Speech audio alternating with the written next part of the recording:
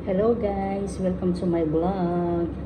Dito po tayo ngayon sa sa aking kusina. Gagawa po tayo ng longganisa. Ito, magbabalot ako ng longganisa.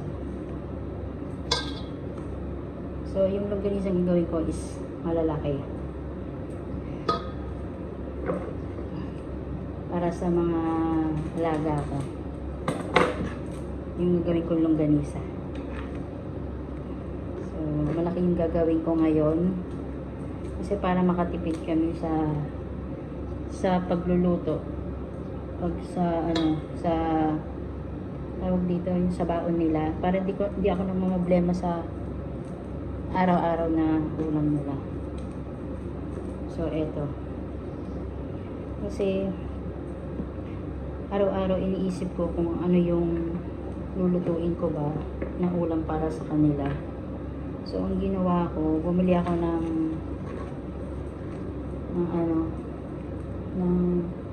2 kilo breast chicken. Tapos, ito, nila ginawa ko. Ayan. Malalaki, diba? Malalaki ng gilanggalis. Kasi hindi naman kasi siya tinda. Kumbaga, lang siya rito. Para sa kanila, ayan. Oh, ang lalaki nila, oh, di ba?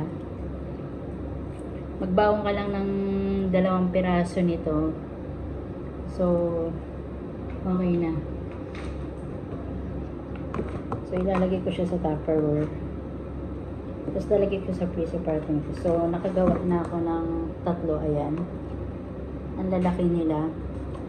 2 piraso. So, pwede ng baon. Kumbaga, enough na siya. Kasi malang magganisa rito 6 na piraso na siya 15 dirham, di ba? So ito bumili ako ng 1 kilo 50. So bumili akong 2 kilo, marami na siya. So nilalagay ko dito 2 kutsara kaya malaki siya.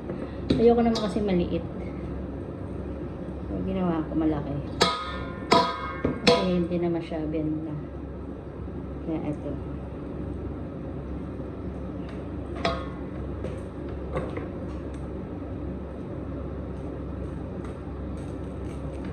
Pero natikman ko na siya. Nagluto ako ng konti. Tapos, tinikman ko siya. So, okay naman siya. Ayan. O, diba?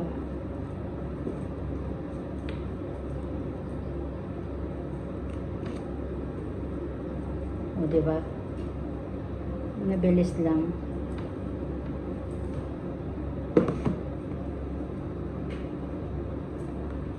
Para makatipid-tipid ba? Hindi masyadong magastos kasi araw-araw. Tapos, bibili din ako nito ng 2 kilo din. Gagawin kong tosino. Tosino yung gagawin ko. So, ito na nga. O, diba? Pare-parehas lang yung laki niya. Ayan, o, diba? Madali lang siya. Kasi may panggiling naman ako dito. So, yun ang ginamit ko. Kaya, makagawa ako.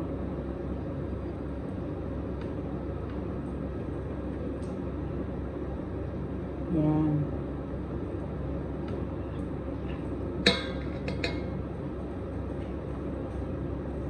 Kasi okay na yung ganun na laki, wag lang masyadong malaki kasi okay, hindi naman siya maluto sa loob pag niluto mo. Pero ito maluto siya kasi chicken lang siya. Hindi naman siya baboy or baka. Parang ganun. Ano naman siya? Chicken. Diba?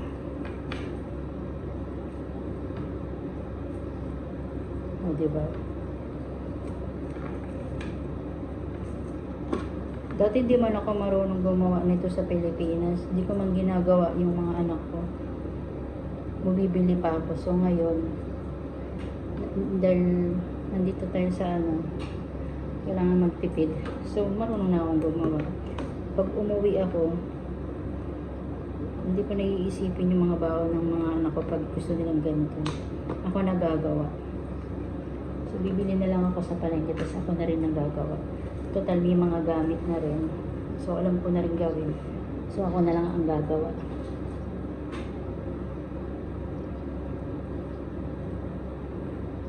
Makakapag-adjust ka pa doon sa gustong lasa mo.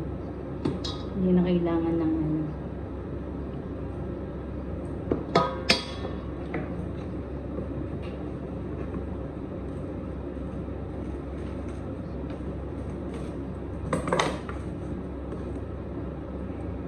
Tapos gagawa din ako ng tosino din.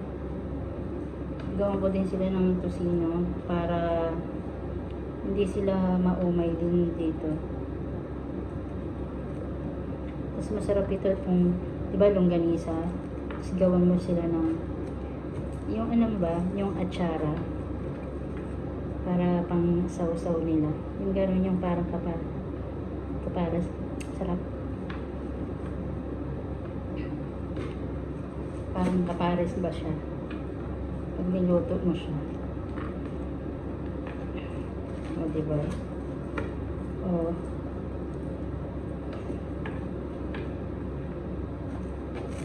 Diba?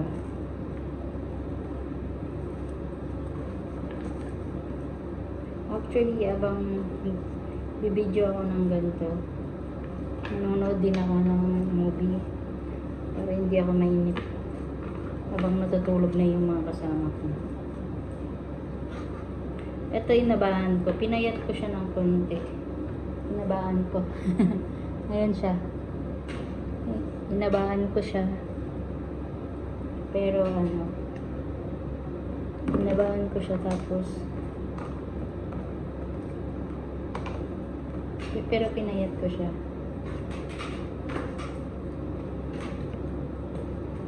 Gawa ko ng gano'n. Ay, iba-iba naman. Tatandi naman siya tinda. Iba-iba yung size.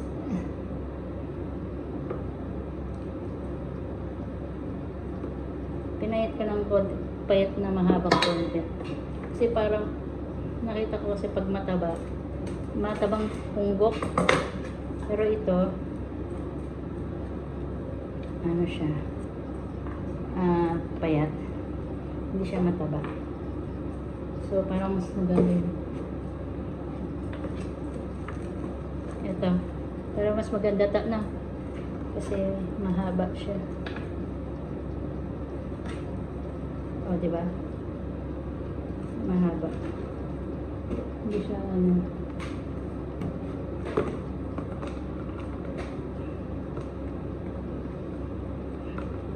O, diba?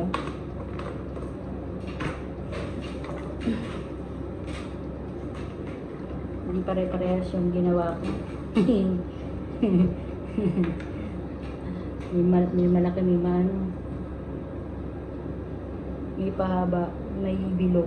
Ay na, mataba. Mataba na pandak ba? Tapos meron ding mahabang payat ba?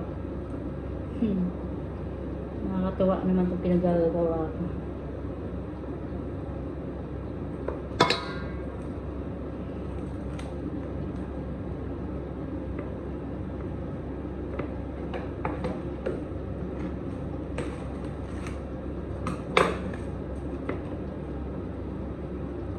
Ito. O, diba?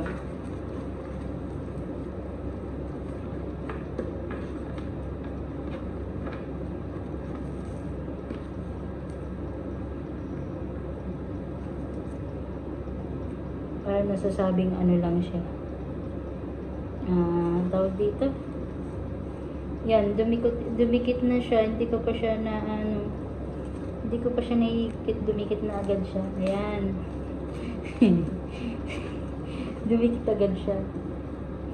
Hindi pa nga siya ano na yan.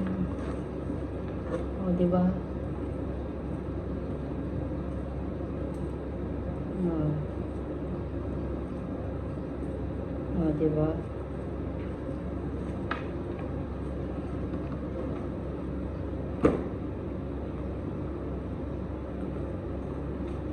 O, diba?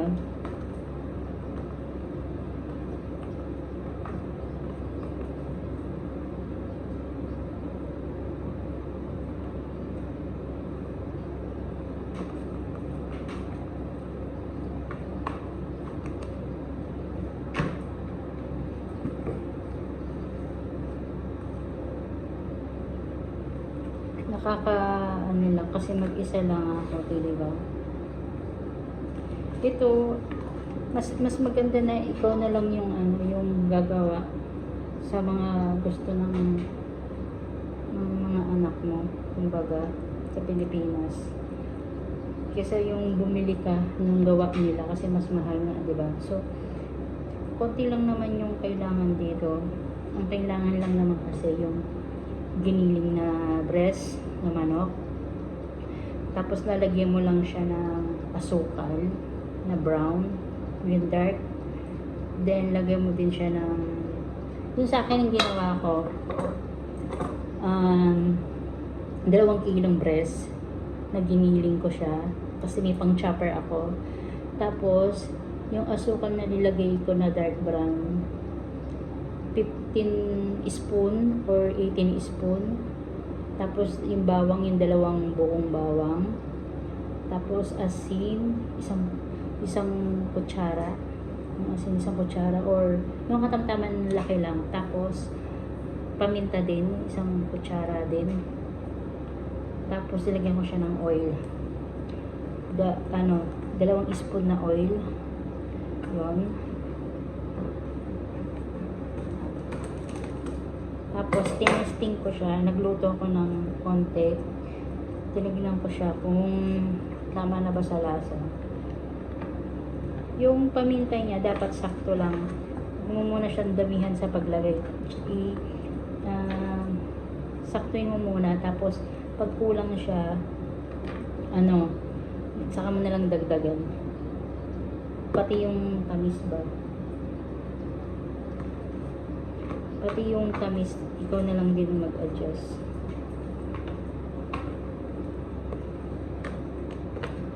Para matansya mo yung lasa ba. So, yun sa akin, natansya ko naman na sakto lang, pati yung tamis niya. So, sabi ko, okay na siya. Hindi siya masyadong matamis. At hindi na naman siya matabang din. So, okay lang siya. O, diba?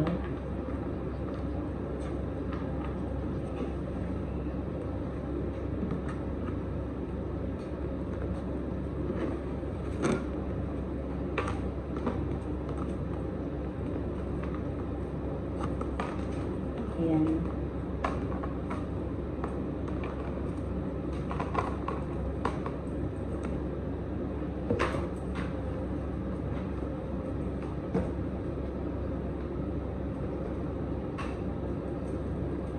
So, inayos ko itong mga ginawa ko kasi ang pangit kasi pag titignan ko hindi pantay-pantay.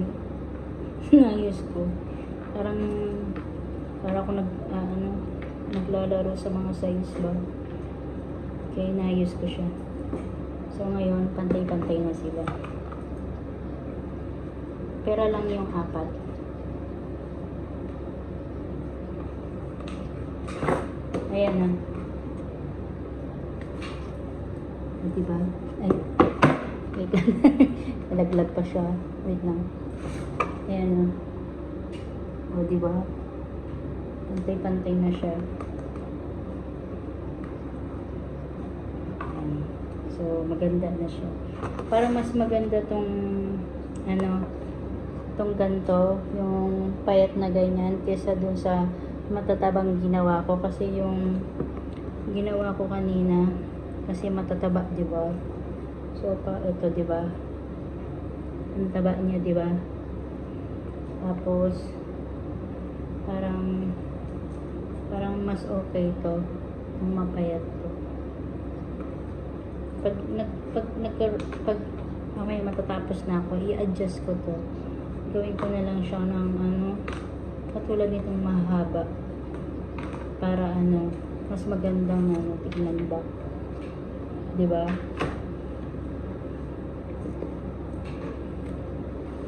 So, ito na siya. So, ito.